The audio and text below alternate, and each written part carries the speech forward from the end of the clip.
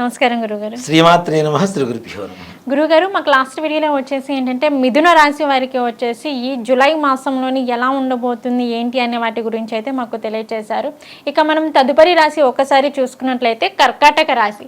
మరి ఈ కర్కాటక రాశి వారికి కూడా ఈ మాసంలో అంటే ఈ జూలై మాసంలో వచ్చేసి మనం జాతకం చూసుకున్నట్లయితే గ్రహచారం గోచారం అనేది వేరువేరుగా ఉంటుంది కాబట్టి సో మా వీరికి వచ్చేసి గోచారం ప్రకారం వచ్చేసి ఈ జూలై మాసంలో ఎలా ఉండబోతుంది అంటారు? ముఖ్యంగా అతి జాగ్రత్తగా ఉండవలసినటువంటి రాసుల్లో జూలైలో కర్కాటక రాశి. ఓకే, చాలా జాగ్రత్తగా ఉండాలి. చాలా జాగ్రత్తగా. ఓకే, అష్టమ శని నడుస్తున్న రాశి కూడా వచ్చేసి నడుస్తున్నది. ముఖ్యంగా ఈ కర్కాటక రాశి వారికి ఈ జూలై మాసం అంతా కూడాను అన్ని దుస్సంఘటనలు. వీళ్ళకి సంఘంలో ఉండేటువంటి కీర్తి ప్రతిష్టలు తగ్గిపోవటం.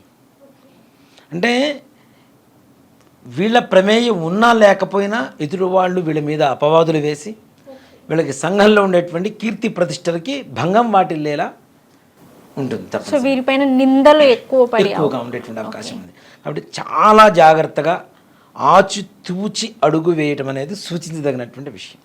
అలాగే ఎవరితో మంచి మాట్లాడినా వీళ్ళకి రివర్స్లో ప్రవర్తిస్తూ ఉంటారు. అంటే మంచి మాట్లాడిన రామ అన్న కూడా అదే తిట్టులాగానే ఇదైపోతూ ఉంటుంది. మంచికి వెళ్ళిన చెడు అవుతుంది కదా.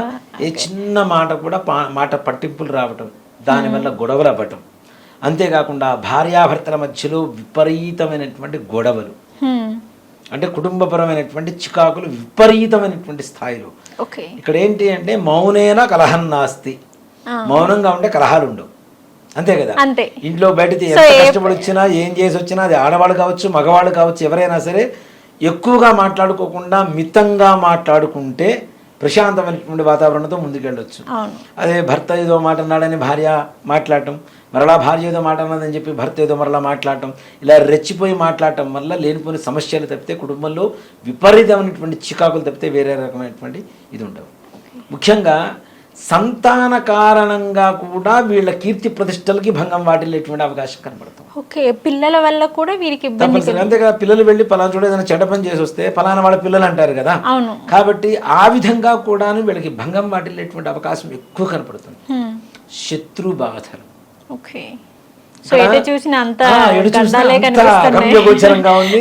గట్టిగా అష్టదిగ్బంధనం లాగా చాలా అష్టదిగ్బంధననే కనిపిస్తుంది ఎటు చూసినా వీరికి. శత్రు బాధలు పెరుగుతాయి.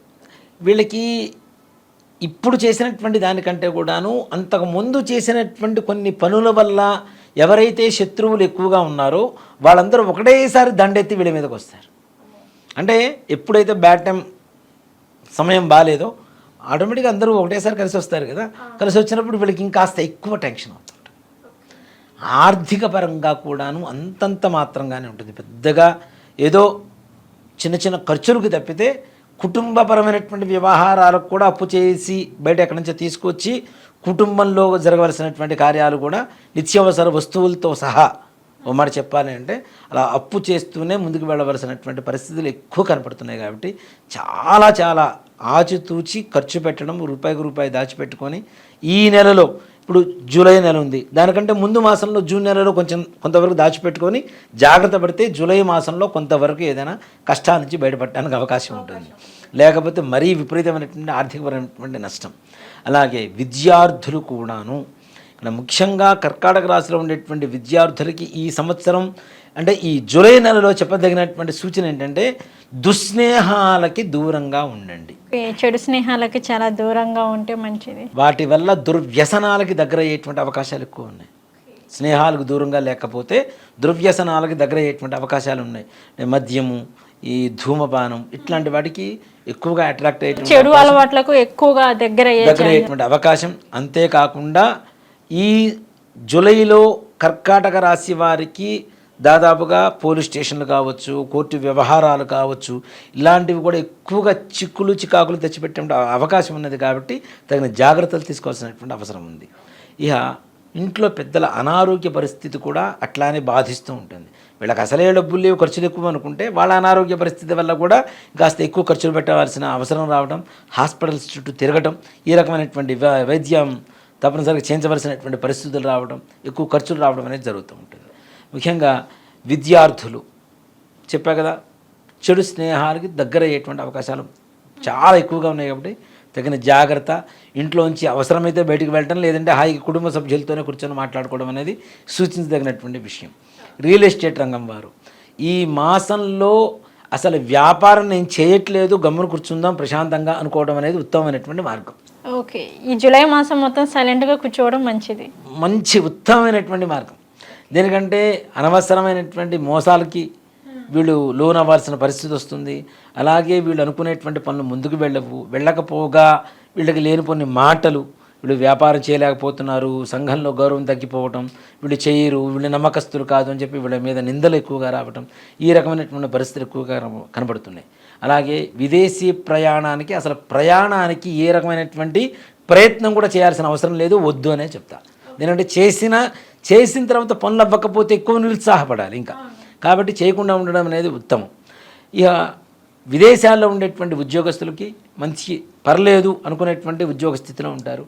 ఇక స్వదేశంలో ఉండేటువంటి గవర్నమెంట్ ఉద్యోగం కావచ్చు, ప్రభుత్వపరమైనటువంటి ఉద్యోగాలు కావచ్చు, లేదా ప్రైవేట్ పరమైనటువంటి ఉద్యోగాలు కావచ్చు, వాటిల్లో కూడాను ఎక్కువగా ఉన్నతమైనటువంటి అధికారులతో విభేదాలు రావటం, వీళ్ళ ఉద్యోగం ఉంటుందా ఊడిపోతుందా, గట్టిగా తుమ్మితే ఊడిపోయే ముక్కులాగా ఉండేటువంటి పరిస్థితిలో ఉంటుంది. ఇక్కడ ఉండాలా బయటికి వెళ్ళాలా అనేటువంటి అయోమయ స్థితిలో ఉండేటువంటి అవకాశం ఎక్కువ కనపడుతున్నది. కాబట్టి అంటే ఉన్నత అధికారులతో ఎక్కువ వాదించకుండా, వాళ్ళు ఏమన్నా అన్నా సరే మన సమయం బాగాలేదు అని చెప్పి మనం దేవుడికి నమస్కారం చేసుకొని పక్క రావడం అనేది ఉన్నతమైనటువంటి పరిస్థితి.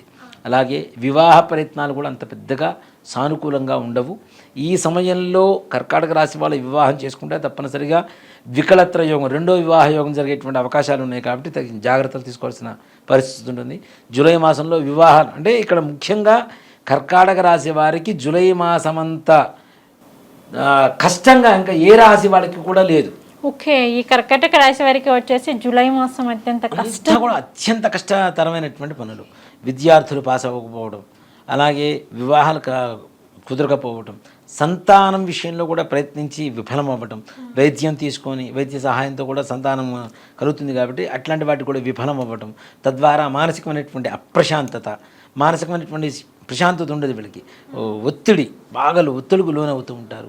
దానివల్ల ఎక్కువగా ఒత్తిడికి లోనవ్వడం వల్ల, నిరాశకు లోనవ్వడం వల్ల ఇరిటేషన్ వచ్చేసి ఎదుటి వ్యక్తులతో ఎక్కువ గొడవ పట్టడం, శత్రుత్వాలు పెంచుకోవడం ఇలాంటివన్నీ జరుగుతుంటాయి. కాబట్టి తగిన జాగ్రత్తలు మాత్రం చాలా చాలా అవసరం ఈ కర్కాటక రాశి వారికి జూలై నెలలో.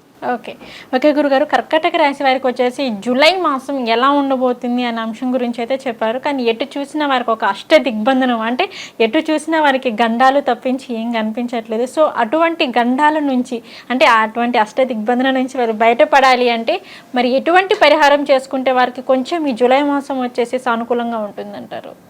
ముఖ్యంగా శివాలయ దర్శనం ఇది చాలా చాలా చాలా చాలా అవసరం.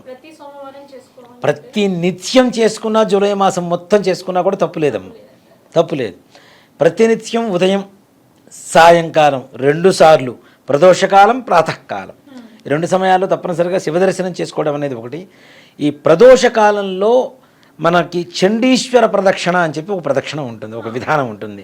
శివాలయంలో మనం ధ్వజస్తంభం దగ్గర నుంచి పానవట్టం వరకు, సోమసూత్రం వరకు వెళ్ళి, సోమసూత్రం నుంచి మరలా తిరిగి మన ధ్వజస్తంభం వరకు వస్తే ఒక ప్రదక్షిణ అవుతుంది. అలాంటి ప్రదక్షిణలు రోజు కనీసం ఒక 5 ప్రదక్షిణాలు చేసుకోవడం, తప్పనిసరిగా శివుడికి మారేడు దళాన్ని సమర్పించి స్వామివారికి మన తేనె నివేదన చేయించి దాన్ని ప్రసాదంగా స్వీకరించడం ద్వారా ఈ సమస్యలు అన్నీ కూడాను, అంటే విషపూరితంగా ఉన్నవన్నీ కూడాను తొలగిపోయి తీసుకునేటువంటి తేనె ఎంత తీయగా ఉంటుందో కొంతవరకైనా మన జీవితంలో జూలై మాసంలో కర్కాటక రాశి వారికి శుభ ఫలితాలు మిశ్రమంగా ఉండడానికైనా దోహదపడటానికి అవకాశం ఉంది. ఓకే గురుగారు, కర్కాటక రాశి వారికి వచ్చేసి ఎటు చూసినా గడ్డు కాలమే కనిపిస్తుంది కాబట్టి సో మరి వారు ఆ మాసంలో వచ్చేసి ఎటువంటి పరిహారం చేసుకుంటే బాగుంటుంది అనే అంశం గురించి అయితే మాకు తెలియజేశారు. ధన్యవాదాలు గురుగారు. శ్రీమాత్రే నమః. శ్రీ గురుభ్యో నమః.